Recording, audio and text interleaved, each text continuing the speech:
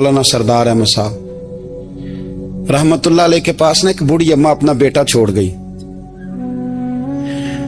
तो हजरत साहब ने को 2, 4, 5 महीने रखा। तो बाद में उसकी अम्मा को बुला के कहा कि भाई तू बेवा है, बेटा तेरा यतीम है, मैं नहीं चाहता कि इसका वक्त जाया हो।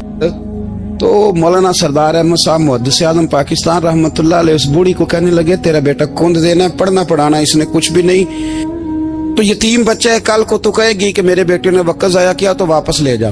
बूढ़ी अम्मा रोने लग गई, कहने लगी मैं पढ़ाने तो नहीं लाई थी, मैं तो आपको रब का वली समझती हूँ, मैं तो नौकरी कराने लाई थी।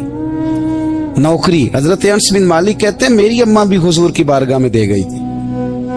तो हुजूर की बारगाह में ये नहीं कहा था कि या रसूलल्लाह पढ़ा दें, हाँ हाँ मैं जिम्मेदारी से बात कर रहा हूँ, ये नहीं कहा था हुजूर मुजाहिद बना दें, ये थोड़ी कहा था कि या रसूलल्लाह सल्लल्लाहु तआला अलैहि वसल्लम इसे मुफस्सिर मुहद्दिस मुहक्किक मुफ्ती बना दें।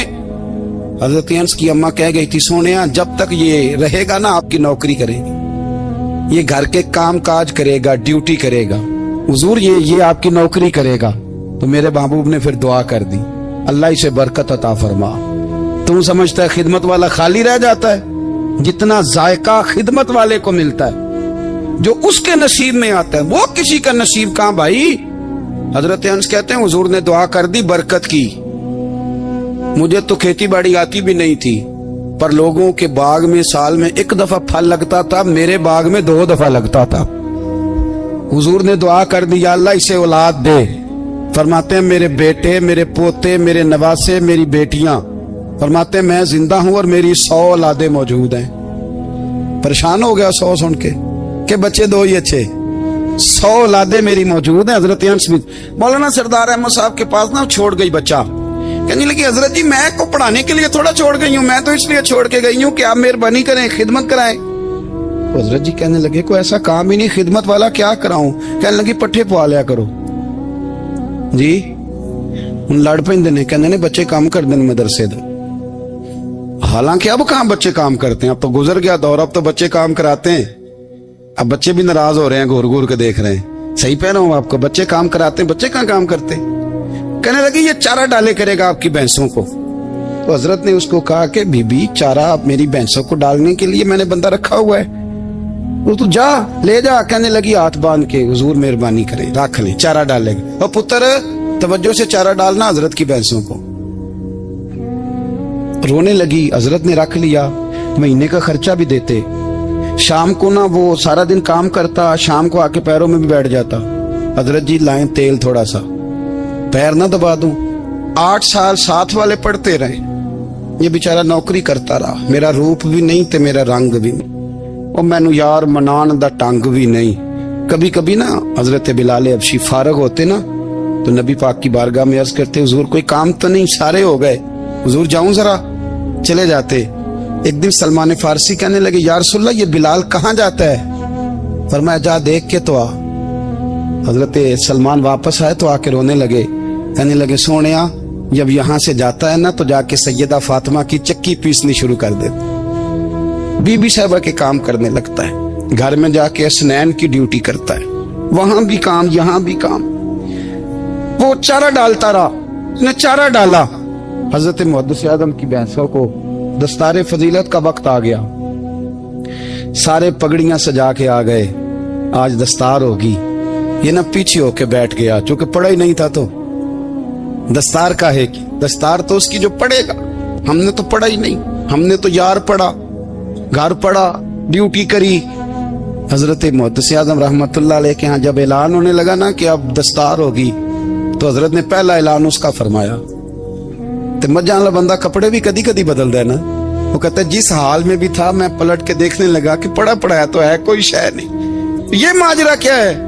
पीछे से उठ के आए तो कहते हैं बाकियों की दस्तार किसी आलिम ने की, किसी सूफी ने की, लेकिन ये भैंसों को चारा डालने वाला जब आया तो मुहद्दिस आज़म ने फरमाया पगड़ी के बाल को कोई हाथ ना लगाए, ये सारी दस्तार मैंने करनी है। और फरमाते हैं हजरत बाल भी देते जाते थे और आंसू भी बहाते जाते थे, माथा भी चूमते थे, और फरमाते थे दस्तार के बाद चला तो नहीं जाएगा यार, मुझे तो इबादत भी नहीं रह गई, मुझे तो चाबियों को भी नहीं पता कौन सी कहाँ रहती है, जाएगा तो नहीं तू। वो रो पड़ा, कहने लगा सोने जाए तो वो जिसके पल्ले कोई शय हो, आता जाता तो है कुछ नहीं, मुझे किसने रखना है, मैंने कहाँ जाना है, इधर कहा तो इधर ही रहूंगा। वो उस तालिब इल्म के सारे उस्ताद भाई कहते हैं उसने दस्तार कराई, पढ़ा पढ़ाया कुछ नहीं, पर जो मसला अड़ जाता था ना, वो जो अड़ जाता था ना, वो जाके उससे पूछते थे तो किताबें खोलने की जरूरत नहीं पड़ती थी।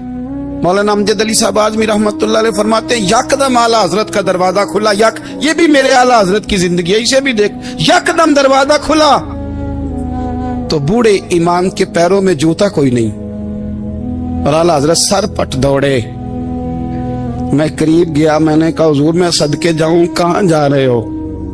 कहने लगे किसी ने बताया मेरा मुर्शद का बेटा रेलवे स्टेशन से गुजरने वाला है, अमजद अली देर न कर यार, कहीं शहजादा नाराज ना हो जाए, मेरे मुर्शद का बेटा, मेरे शेख का पोता, यार जरा जल्दी कर। कहते हैं आला हजरत दौड़े रेलवे स्टेशन पे। उन्हें अगर फतवे लिखने आते थे किल के रजा है खंजरे खूंखार बरकबार, तो वो ये भी कहा करते थे कैसे आकाओं का बंदा हूं रजा, बोल बाले मेरी सरकारों के।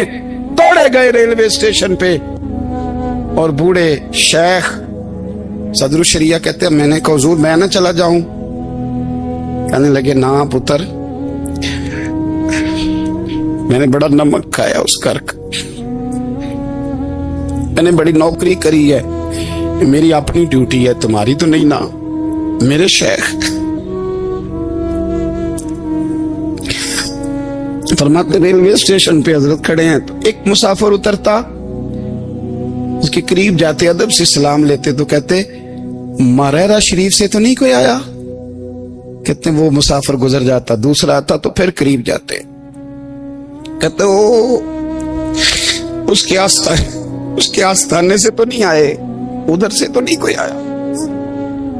कहते सारे गुजर गए, जिन मुसाफिरों ने उतरना था उतर गए, ट्रेन चल पड़ी। तो मैंने कहा हुजूर किसी ने आपको गलत इत्तला दी थी, शहजादे तो आए नहीं। कहने लगे यार इत्तला गलत थी या ठीक थी, पर यहाँ तक आने का मजा बड़ा है, आप समझ सकते हैं। आला हजरत के दो बेटे हैं, हुज्जतुल इस्लाम मौलाना हामिद रजा खान साहब और मुफ्ती आज़म आलम इस्लाम। दोनों शहजादे इतने बड़े शहजादे थे कि दोनों अपने अपने वक्त के सबसे बड़े मुफ्ती हुए। ये भी तो मेरे आला हजरत है ना, इसको भी तो जरा समझो ना। खुशकी और फिर खुशकी और फिर खुशकी। एक दिन पीर साहब ने कहा नूरी मियाँ साहब क्या अहमद रजा यार वो भैंसे रखी हुई हैं तो उनको ना गीदड़ आके तंग करते हैं, तो दो कुत्ते मिल जाए ना कभी, तो चलो रात को पहरेदारी करेंगे, दो कुत्ते मिल जाएं। मैं अक्सर सोचता हूँ क्या आला हजरत तो आलिम थे, उनका कुत्तों से क्या लेना देना।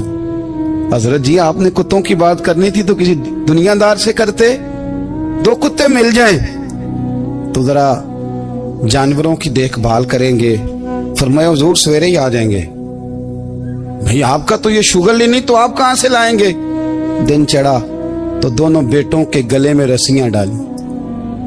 आला हजरत को सिर्फ आप फतवे की रोशनी में देखते हैं, आपको उस शख्स के दर्द का नहीं पता, उसके जायके का नहीं पता, वो किस स्टेज का आदमी है, स्टेटस क्या है तरीकत में, शरीयत में, इश्क में।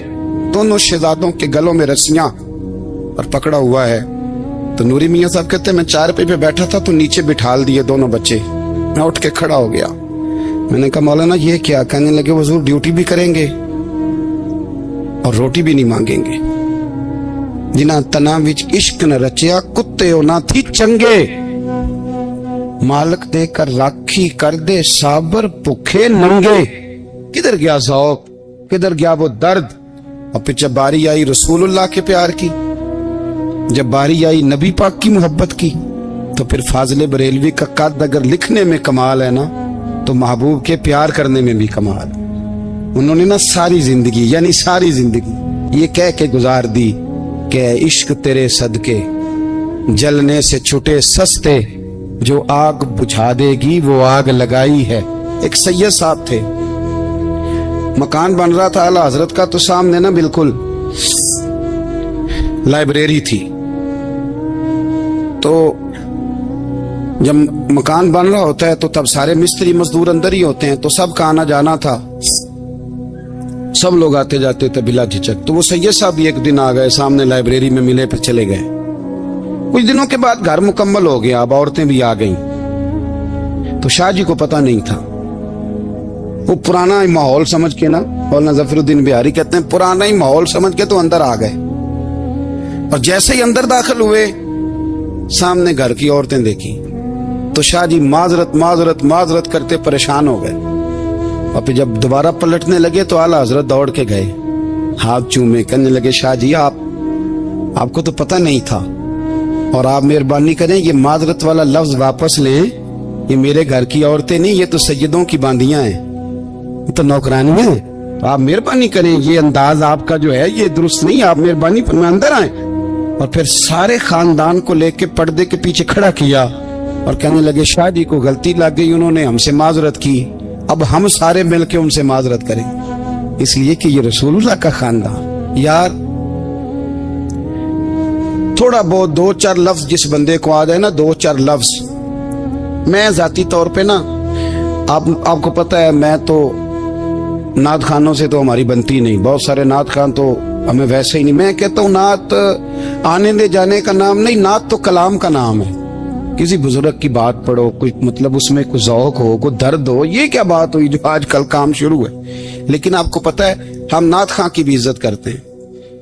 میں جس نعت خان سے نعت سنتا ہوں میں دل کی قلب کی گہرائی سے اس کا حیا کرتا ہوں، میں اکرام کرتا ہوں، اللہ جان میں اعزاز دیتا ہوں، اس لیے کہ میں سمجھتا ہوں یہ جب بولتا ہے نا تو مجھے مدینے والے کی یاد آتی ہے، یہ نبی کریم کی یاد دلاتا ہے، تو اس کا اعزاز ہے.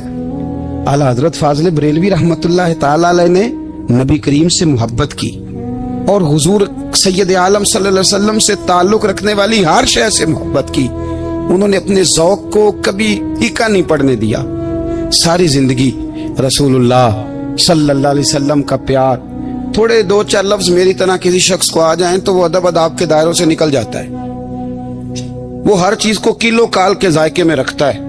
اس لیے ملا رومی فرمایا کرتے تھے سیٹھ آدمی ہونا جیب میں پیسے ہوں تو اس کا پیر کوئی نہیں ہوتا. اگر کوئی عہدہ مل جائے، بندہ کسی درجے پہ پہنچ جائے تو اس بندے کا بھی مرشد، اور اگر چار لفظ پڑھ جائے تو اکثر میری طرح کے بندے خلیفے ہوتے ہیں، مرید نہیں ہوتے. ناراض تو نہیں ہو گئے آپ لوگ؟ میری طرح کے لوگ نا خلیفے ہوتے ہیں، بتاتے ہیں 14 جگہ کا خلیفہ ہوں تو سوال یہ ہے کہ غلام کس کا ہے؟ میری خلافتیں. او خدا کے بندے، غلامی اصل چیز ہے. اعلیٰ حضرت فاضل بریلوی رحمت اللہ تعالی علیہ نا لوگوں سے پوچھتے، جب کوئی مدینے سے آتا، مکے سے آتا، حج کر کے آتا تو پوچھتے مدینے گئے تھے؟ صدر الشریعہ رحمت اللہ علیہ فرماتے ہیں کسی نے کان میں آ کے کہا حضور وہ موچی حج کر کے آیا. پکی بات ہے حضور؟ ہاں. فرمایا چلو چلیں. حضرت جی وہ لکھنا نہیں؟ تو میں آ کے دیکھتے ہیں. حضرت مہمان اوے آ کے دیکھتے ہیں. کہتے دوڑنے لگے، وہ جوتے گانٹ رہا تھا. جا کے پوچھا حج کر کے آئے ہو؟ کہا ہاں. مدینہ شریف گئے تھے؟ وہ جس بندے کے پاس لوگ تاریخیں لینے جائیں تو ٹائم نہ ملے، بھائی آج مدینے گئے تھے؟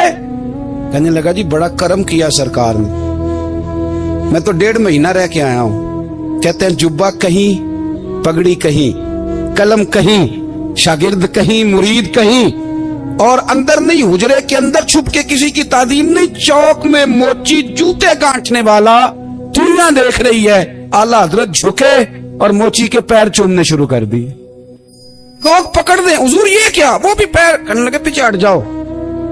یہ وہ قدم ہے جو میرے مصطفیٰ کریم کے در دولت سے ہو کے آئے. حرم کی زمین اور قدم رکھ کے چلنا، ارے سر کا موقع ہے ہو جانے والے. یہ ذائقہ، یہ درد. اعلیٰ حضرت نے نا ذوق والی زندگی گزاری، ادب والی زندگی گزاری، پریم والا وقت گزارا، عشق والا وقت گزارا. حضرت بلال حبشی کبھی سپاہ سالار بنے تھے کسی جنگ میں، کسی صوبے کے گورنر بنے ہوں؟ بولو تو صحیح یار. ان کا تعارف کیا تھا؟ نبی کریم کے غلام. حضور کے نا جو ذاتی معاملات تھے نا، 20 انصاری نوجوان تھے جو ہر وقت نبی پاک کے پاس کھڑے رہتے تھے کہ حضور کو حکم کریں. 20 اور 34 سے لے کر 40 تک غلام ہر وقت حضور کی بارگاہ میں رہتے. حضرت بلال حضور کے ذاتی معاملات کی خدمت کرتے تھے. کوئی ایسی وہ جو تبلیغ کی یا دعوت کی یا جنگ کی یا جہاد کی کوئی ڈیوٹی نہیں وہ کرتے تھے. ذاتی خدمت سرکار کی. حضرت عمر فاروق وہ شخص ہیں کہ جنہوں نے کبھی کسی بندے کو خاطر میں نہیں لائے. لیکن جب حضرت بلال آتے تھے نا تو جناب عمر اٹھ کے کھڑے ہوتے, کرسی چھوڑتے تھے اور پھر ایک نعرہ لگاتے تھے, کہتے تھے یا بلال انت سیدنا, بلال تو ہمارا سردار ہے یار, تو ہمارا. یعنی عشق کا ذوق پورا کرنا انہیں بھی آتا تھا. اس لیے میرا مشورہ ہے, میری رائے ہے, اور جو میرا حکم ماننے والے ہیں ان کے لیے میرا حکم ہے کہ ذوق نہ کبھی بھی خراب کرنا, کبھی بھی نہ ذوق نہ خراب کرنا, اپنا لطف. میں نے کئی دفعہ, میں پہلی دفعہ مدینہ شریف حاضر ہوا تو ایک بابا جی میرے آگے آگے تھے, تو ان کو نا دھکے مار رہا تھا. وہ سامنے کھڑے ہوتے ہیں نا, اللہ خیر فرمائے, اپنی اپنی ڈیوٹیاں نا, ان کی بھی ایک ڈیوٹی ہے نا جی. تو وہ دھکے مار رہا تھا تو بابا اسے کہہ رہا تھا تیری خیر ہوئے پہرے دارا روزے دی جالی چوملین دے. انہیں پھر دھکا ماریا تو پھر ان کہا تیری خیر ہوئے پہرے دارا. میں نے, وہ بالکل ان پڑھ بابا جی تھے پر مجھے انہوں نے بہت بڑی بات سمجھا دی, میں نے ان سے بڑا سیکھا. منبر پہ ذکر کر رہا ہوں. وہ تیسری دفعہ پھر دھکا مارا, تیری خیر ہوئے پہرے دارا روزے دی جالی. تو بابا جی باہر نکل آئے تو میں بھی پیچھے نکل آیا. تو میں نے کہا بابا جی یہاں کچھ انہوں نے بنگلہ دیشی اور ہندوستانی بھی رکھے ہوئے ہیں, پر یہ تو عربی تھا خالص. انہوں کدوں تہاڈی بھی سمجھ آؤندی سی, تسی پنجابی دا شعر سنائی جا رہے ہو. کہندے پتر مینوں بھی پتا ہے انہوں نہیں سمجھ آ رہی, پر میں تے اپنا رانجھا پہ راضی کردا سا. مینوں پتا ہے انہوں کا او یار اسی رانجھا بھی تے راضی کرنا ہے کہ نہیں, کہ ساری زندگی کیلو کال کے جھگڑے میں پڑے رہنا. اے عشق تیرے صدقے جلنے سے چھٹے سستے, جو آگ بجھا دے گی وہ. اور ایک جگہ پہ اعلیٰ حضرت کہتے ہیں جان دے دی وعدہ دیدار پر, ہم نے جان دے دی. ہاں خالی اس نے وعدہ کیا تھا کہ آؤں گا, آیا نہیں تھا, پر جان ہم نے پہلے دے دی. تو اس لیے نا ذوق, شوق, پیار, وارفتگی, محبت اساتذہ کے لیے, بزرگوں کے لیے, علماء کے لیے, مشائخ کے لیے, بڑوں کے لیے نہ ذوق نہ کبھی خراب ہونے پائے. اللہ آپ کو سلامت رکھے. اور کچھ دعائیں میں نے دے دی ہیں, کچھ اللہ جانتا ہے میرے دل میں ہیں, وہ میں دیتا رہتا ہوں. اللہ آپ کو ہمیشہ شاد و آباد فرمائے.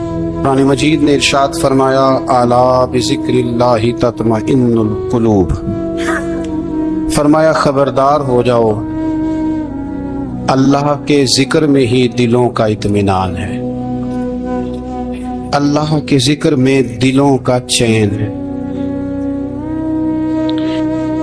لوگ بہت سارا مال, بہت ساری دولت, بہت ساری عقل اور بہت سارا شعور ہونے کے باوجود بے سکون ہیں.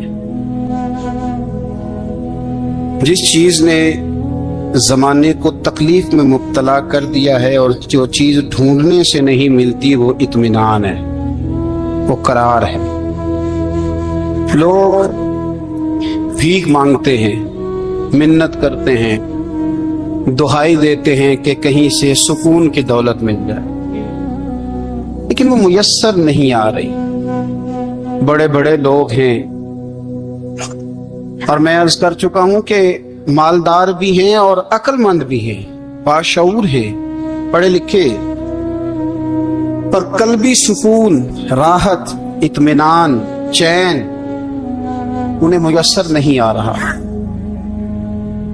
راتیں جاگ کر گزر جاتی ہیں, دن آزمائش میں بیت جاتا ہے.